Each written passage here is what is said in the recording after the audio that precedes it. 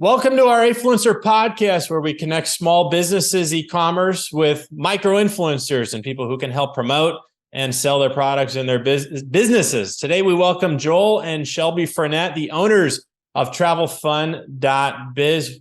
Welcome, you two. And before we were getting on the camera, we got a story we need to divulge in terms of how this all came to be. That's going to be my first question, is how you joined the travel industry. You mind giving us that background? Maybe Shelby, kick things off? Sure. Yeah, go for it, man. That's good. Thanks, Brett. The more in-depth story is on our website, TravelFun.biz, under About Us. But the fun story of it all is I used to work on cruise ships, and so did Joel. And we met working on board the Love Boat back in well, we don't talk about that. It was 1999. Yeah. Long time ago. Yeah. And we ended up working on board beside each other. He was the butler. I was then the fitness director, and then I became cruise director after many, many years. But we actually lived and worked on board and fell in love and then got married and have a kid and the whole nine. So it can be done. That's awesome. That's awesome. Hey, it only sounds old because there's a different number. And when I ever say 19 something to my kids, it's right. They're like the 18th century. Oh yeah. Yeah. Exactly. Different century, different millennia. Their jaws drop. They're like, how are you? Like, Dad, you still get up the stairs okay for someone being that old? I'm like, well, yeah, I try to stay loose and power through. That's right. Nice. Yeah. That's awesome. So tell us about your social media prowess. You just won some awards for best social media training, best travel agent training program in the US. So obviously this is, I spend a lot of time on this podcast and in my day job with Afluencer, right? Talking to small business owners. And it's a struggle today because the normal marketing channels, they either don't work as well as they used to, or they're very expensive. And these are kind of tough conversations I have with them, right? So I'm like, okay, well, let's go over the landscape. I'm not even just trying to sell you our platform. We've got Google AdWords, which is expensive. Facebook ads, which is very expensive. We've got SEO, which you could check back in 5 years and see if you got traction. So very difficult. And everyone's trying to get social media to work, and nobody knows how to do that. You sort of won these awards. Can you tell us a bit about your journey on the social media side and what you see that's working today, especially? Yeah, I'll start with just the originating how we got into social media, but then I'd love Joel to come in because he is like IT computer genius and he has all the right information that will streamline what your answer. But originally when social media was invented, because I did start in the cruise director arena so long ago, it became a really organic crossover for me because I'm always on stage explaining, directions, events, and it just became a platform that I was really able to connect all of our cruisers. I also worked in groups of huge groups.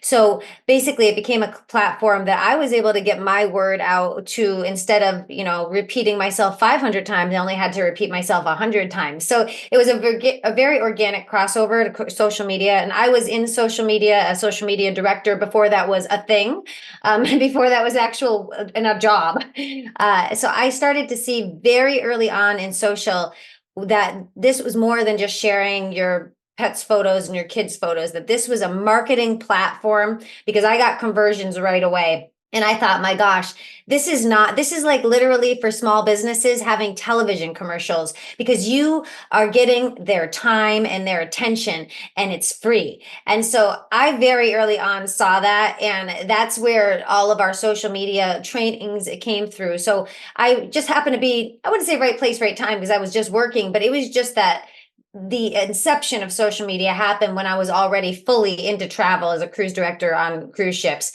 And then Joel is an IT genius, and he was able to make things into courses and really like small bite-sized courses. So I'll let him take it from here, but that's the way it started for us. Yeah, I prefer IT Ninja, but that'll do. Thanks for the segue.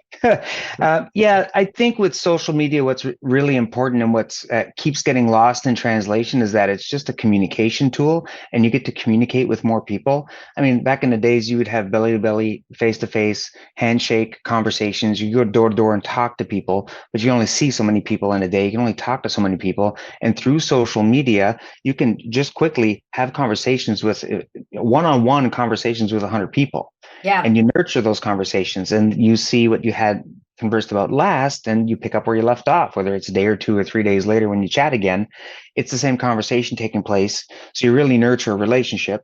And through social media, you get to see their images, their photos, their family, what they're up to. You get to know them, and they get to know you because they get to see what you've been up to, and they see your posts. And so you're breaking down these barriers of, I'm trying to sell you something, because if you do it right, you're making connections and communicating with people, and they trust you because they know you, and they've gotten to know that wow, Joel travels to Europe every summer. He worked on cruise ships. Maybe he should be the person to contact about Italy. Oh, you lived in Italy. Oh yeah, I remember that.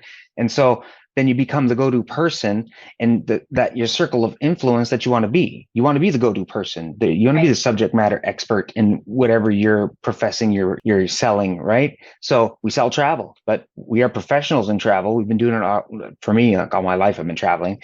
And so that's how I can share that with people, as opposed to sending them a brochure or paying for a TV commercial. And the other thing that's essential with social media is, take an industry like travel. Margins are tight. They're very small.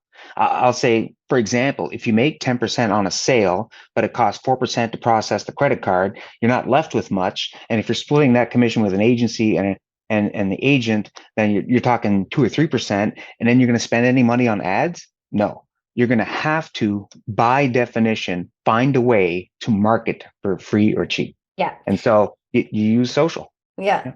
And Joel has lived in Italy. That is a true story. He's been to how many countries now? Now we're looking at 90. 90. Okay. 90 with a 0. Wow. Yeah. Okay. 90. Yeah. Mhm. Yeah, he keeps track. I don't even keep track. I'm not like that. But but I always, when I do my social training, and when I started to really get into educating people on how to work social media, one of my biggest directions is not just how to get seen, but how to be loved, really, how to be loved and how to be cherished, and really build connections and rapport with people. I do not ask anyone for a sale. They want to buy from me. And that's because I have something that they want, and I don't give them everything. And I'm really big in curiosity marketing and the psychology about curiosity marketing, but not being spammy and like making people work so hard either. So there's a balance, and we have that recipe figured out.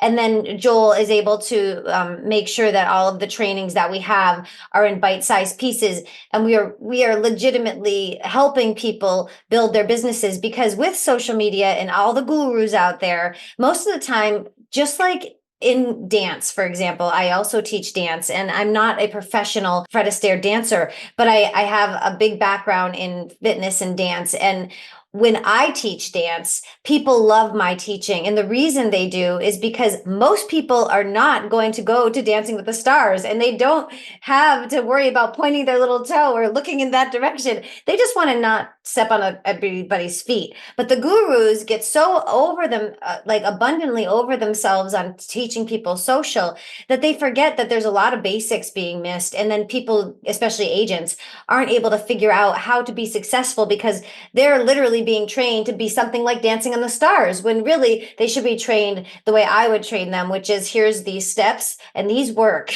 And so we're able to break it down for the agents. And that's why we've won these awards. And we're super proud of helping the travel industry as a whole, because as a whole, the travel industry was hurt so deeply from COVID. And we love travel. And, we're working, we'll be at the ASTA conference, the Legislative Fly-In in Washington this September. We are part of Branch Up, which is one of the biggest social media platforms for travel agents that's ever existed. It's a brand new consumer-based travel agent to consumer-based platform, and I've been asked to be on the board for that.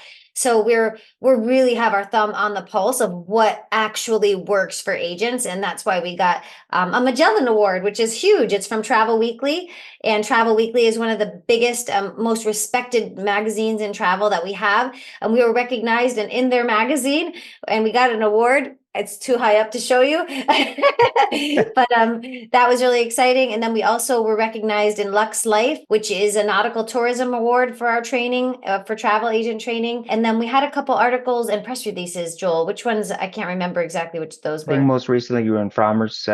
Frommer's and the Travel Market Report and a few other. Yep, a few other good Frommer's articles. was a cool one, because I remember looking in the Frommer's book when I was with him, our first trip, in the booklets, because they didn't have the internet really back then. I think it's all digital now. It's all digital. I remember now. the Frommer's guides from way back in the day. I still have a couple up in there and in the bookcase. But I thought, wow, we really made it, honey. I'm being quoted in Frommer's. So it's been an exciting time. That's excellent. So on the travel agent note, I thought you had some really good points in there, you two, about the kind of struggles, challenges that they face today. What are you seeing from the biggest obstacles for a travel agent in terms of growing their business? I'll start, but I think the biggest part of growing their business is the fact that way too many agencies are focused on how to put a sale in rather than how to sell. Our program is completely different than any others. And I know people say that all the time, but if you knew me at all, you'd know I don't over exaggerate. If anything, I undersell myself. And our program really is the only one I know of that focuses on how to sell on social first, because I'm more concerned about getting you clients than I am about how to figure out. I can teach him. He can teach a monkey how to put in a sale in any supplier's back office. And frankly, when you are with a host agency, you could just phone them and just give them our agency number and you can put the sale under us. It's really not that complex, but most people need people to sell to, and they underestimate the work that it will take to get a client and actually build that rapport with them and have them be the go-to person that they go to. And they overestimate how hard it will be to put in the sale. So often I see with most other agencies, they focus on training you how to put a sale in, but they're not focused on the people. You need the people that want the sale. That's the most important part. That's where our program definitely changed. I would say another struggle that I see from travel agents, it's small business owners in general, is they're getting ready to get ready. And they have this hesitation or fear to take the first steps. And it's normal, it's human, right? But I'll just train people to stop training at a certain point. You've learned enough. It's just communicate and make it happen, right? You do 80% of it right, 80% of the time, you're going to be great. But if you wait until you're 100% ready, you'll never get anything done. So it's more about pulling the trigger, taking the first steps. And if you got some family members, make some phone calls, message them. Don't worry about waiting until you have all the answers, because you'll never have all the answers. And don't worry about training and travel is messy behind the scenes and the portals and the logins and everything. Don't worry about waiting until you're certified in everything. Just get going. Yeah. And we have a team. That's the other big difference between what we do and what everyone else does. You'll find most agencies, because it's a commission-based business, most agencies, sort of like realtors, very cutthroat. Like it's not a collaborative effort. And when we designed this company, it was very important to me that somehow we were going to figure out how to collaborate, because I didn't want to be leading an environment that was cutthroat. So we have a very collaborative team, and we have specialists in all areas, and we lean on each other. So, with the new people, they don't know everything, and there is no way you can possibly teach them everything with them making any money at all. So this is an on-the-job learning. You learn while working, and you're not going to have all the answers, but you know what? You do have a thread with, 25 of us in there, of the higher, the more experienced people, to be able just to be like, oh my gosh, what was that? Did I get this wrong? And someone will go, yeah, no, we got this. You need to take a call. Let me get on a quick call with you. So there's constantly people there to help you. So you're not just like the one and only and hoping that, you can get a manager to chat with you in the next 2 days to figure out your problem, because you'll lose that sale. So we have a really collaborative team. And you must be fun to be with us. That we don't want everybody. You have to be fun, or at least identify as being fun. And we have a fun team. We have the funnest team, honestly. We went to a Nest Fest, which is one of the travel conglomerate. Travel Savers is with Nest, and we're with Nest. And we had the most fun team on board. We had beach balls, and we had beach blankets, and we had this party time on the beach. And you could definitely tell our team is more jovial than the most. So we do have that going for us too.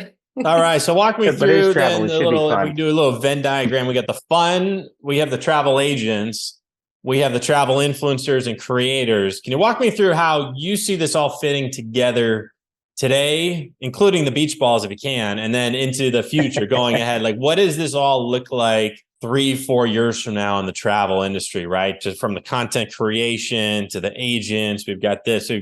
What are the moving pieces? What is on the way out? What's going to kind of where the synergies at? You two had some great insights, I know, before we hopped on, and I would love to go through this with you. Go ahead, Joel. You take that one. Yeah, what was interesting about Afluencer and the travel influencer aspect of it is that you've got this whole industry around travel blogging and wanting to travel the world and get paid to travel. And it sounds very spammy. You want to get paid to travel? Well, you do actually. You want to travel, and there's nomadic lifestyle and laptop lifestyle and all these key buzzwords. But back in the day, I was a bartender with a bag full of clothes, and I'd just fly somewhere and find a job bartending, and I would travel, and I'd go one place to the next, and I could travel and do that. With this, as a travel influencer, you're able to travel and be in resorts. And then as a travel agent, you can sell that resort. I mean, I could literally be on a cruise, video about the cruise, sell the cruise, and earn commission to stay on the cruise. We really have done that. That's an actual example of something we've done. You stay in a resort, you're filming, you're posting content, you're talking about, interviewing people at the resort, the staff, the amenities and everything, and describing it, and that's putting content. And then you're selling travel, and you're living the lifestyle at the same time. So since I grew up, watching the Love Boat on TV, and I didn't know that 20 years later I'd be on the actual Love Boat, but I always knew that I had that travel bug and I wanted to get out and explore. And so if you're like that, then this makes it happen. I mean, there's a few industries out there that allow it to happen, but definitely being in the travel industry allows you to travel almost at will. Yeah, for sure. They give great discounts to travel agents in the industry. And to ask where it's been and where it's going, I want to be really authentic about this because I've seen it where it's gone and where it's going. Where it used to be was really anyone that had enough means to get out there and had some free time was able to be a travel influencer. And especially if they just did some kissy face in a bikini, they got lots of likes. And if they got lots of likes, travel companies, when this was all happening, they were like, oh my gosh, we need to get in front of them. Let's pay them. We'll pay them. Well, they'll go there. We'll pay them.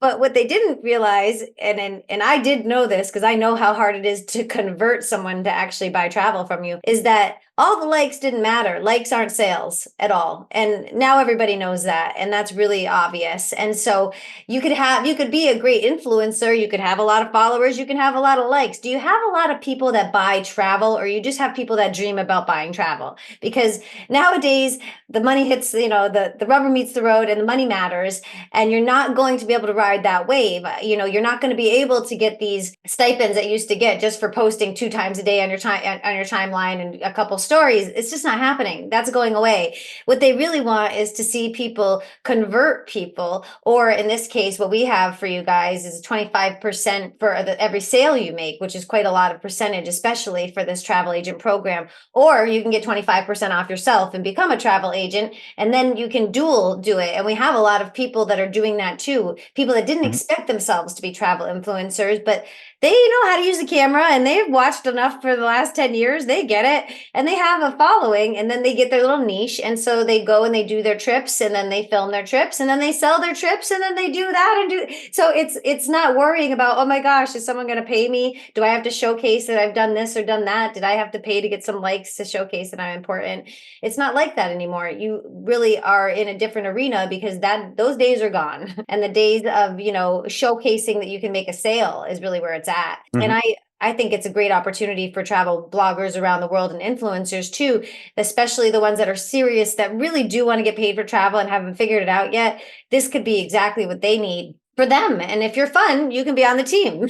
I was about to say serious but fun, right? If we're giving Joel and Shelby a call. So what types of specifically influencers are we looking for to work with TravelFun? Travel, fun, any other check boxes then that we need to? Really, luxury I love too. If you're into luxury, that always works because you get paid just the same if you sell a $10,000 trip as you do if you sell a couple $1,000 trip, but you work on commission. So you do the math.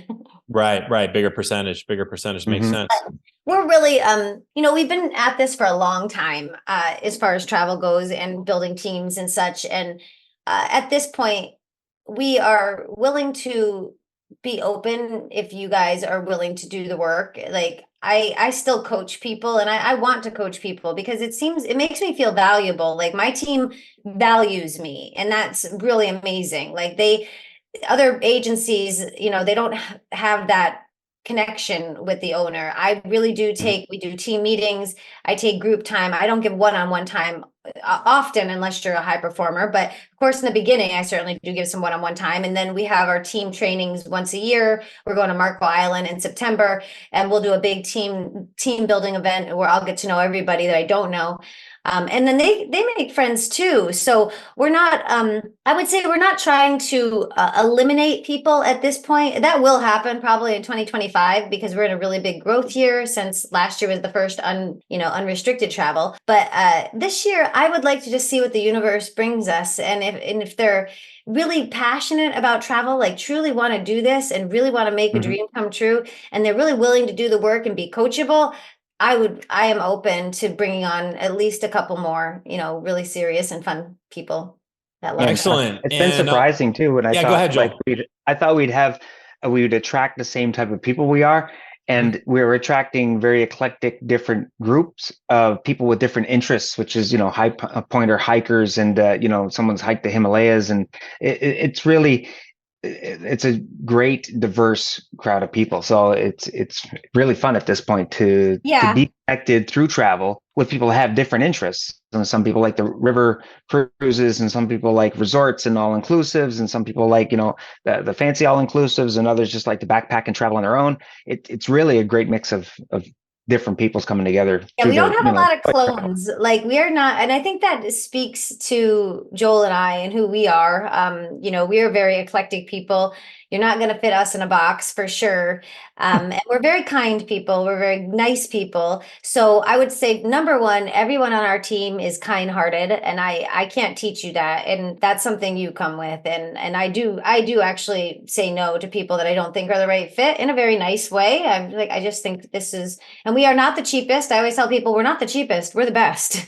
And my knowledge is way worth it. I get the Cliff Notes, and I try to make everybody's time so valuable. I have the Cliff Notes for a lot of things, and you can go to an agency for less money, but you're not going to get anywhere near the support and the Cliff Notes really make your life a lot easier and fun. But we're an eclectic bunch. And on our last big team meeting, team cruise, I thought it was really fun. I said, Joel, every single one of our people is a part of me. Like there's a piece of them in me.